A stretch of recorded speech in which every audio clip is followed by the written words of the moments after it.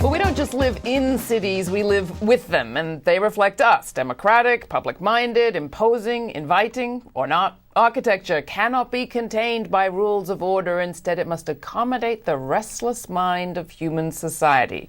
That's what the design firm of our next guest believes. Craig Dykers is co-founding partner of the architecture, landscape, and design firm Snøhetta. And he's one of the collaborators on the September 11th Memorial Museum at the World Trade Center site in Manhattan. That, though, is just the tip of the iceberg of Snøhetta's work. This year, they won Europe's most prestigious architecture prize, the biannual Mies van der Rohe, for its work on the Oslo Opera House, a mix of monument and boat. More about that later. Snøhetta also won the Brit Insurance Design Award and the Travel and Leisure Design Awards. I'm amazed he has time to be here, but Craig, I'm so glad you have made the time to come in and talk. We've been talking on today's program about cities and public space and how we occupy it. You talk about democratic buildings. What makes a building democratic? Well, clearly, as we move through our lives and as we move through the places that we live in, we make choices about how we want to exist and how we want our lives to be. So I suppose democratic only refers in that context to your ability to make choices, your ability to live the way you would like to live and to accommodate the ideas of others. Do we get to make choices in a city like New York, where it's sort of east, west, north, south? In fact, you make more choices, I would imagine, in a city like New York. I like to think of cities in a way as though it was a big party and you've walked into the room and some of the buildings you recognize, they might be old friends, and others are new on the street and you haven't talked to them yet.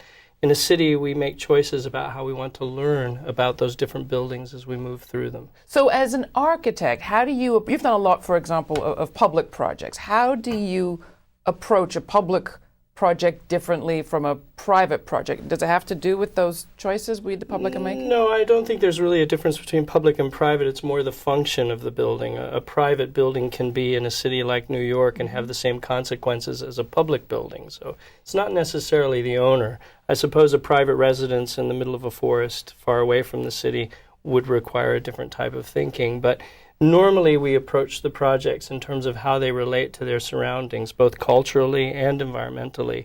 So there's a lot of discussion about psychology as well as environment. Now you say discussion, and there really is discussion in your firm. I've heard you describe it. Everybody's more or less sitting on everybody else. Yeah, we are very unusual in the sense that we are collaborative by nature. So our name, in fact, is not the name of a person. Snøhetta is not somebody that you can meet. People always ask me, when do I get to meet this Snøhetta person? It's nice to talk to you, but I'd like to talk to the famous Snøhetta person. But it's a mountain in central Norway, so we're named after places. The stripping away of authorship in that sense allows a larger group of people to discuss architecture and how it should be made. So we sit together in teams, we talk together as a team, and we develop the project together as a team. I won't say that it's perfect. I was going to say, is it a collective? Is it defined that way? It's more like a collective, actually. It's not a flat structure. It's more of an open structure.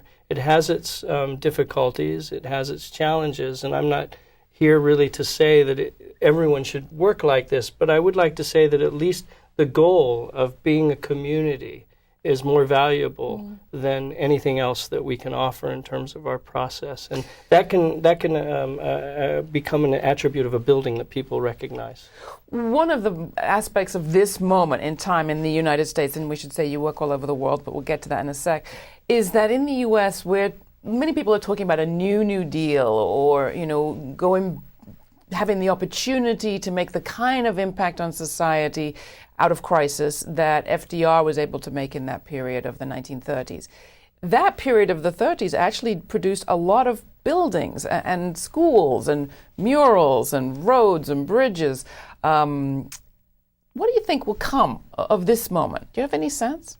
Certainly we've begun to reevaluate what's important in our lives from the very basic level of our economy, our personal economy, to the larger scale of what we want to present ourselves as into the future. So notions of gregarious decadence and so forth, which are fun and fine, and I'm not necessarily complaining about that, but when they overcome and overwhelm all other aspects of society, then it becomes a problem. So I hope that this particular phase that we're in will allow us to reconsider values of life that are more fundamental than necessarily money in the direct sense, and they can be represented in design.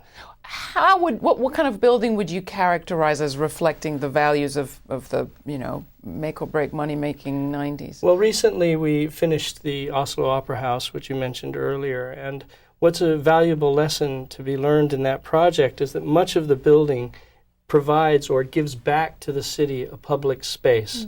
So opera is seen sometimes as an elitist culture, and very few people have the chance to enjoy it. So why spend a lot of money on such a building that maybe only 3,000 or 4,000 people ever really associate with? So what we did was we turned the roof, turned the plaza, turned the building into a public space that you can walk on, that you can meander over and under and into the water of the fjord, so that anyone, no matter if their interest in opera or not, can enjoy this space. So we're giving things back, being generous, I suppose, in terms of how you design.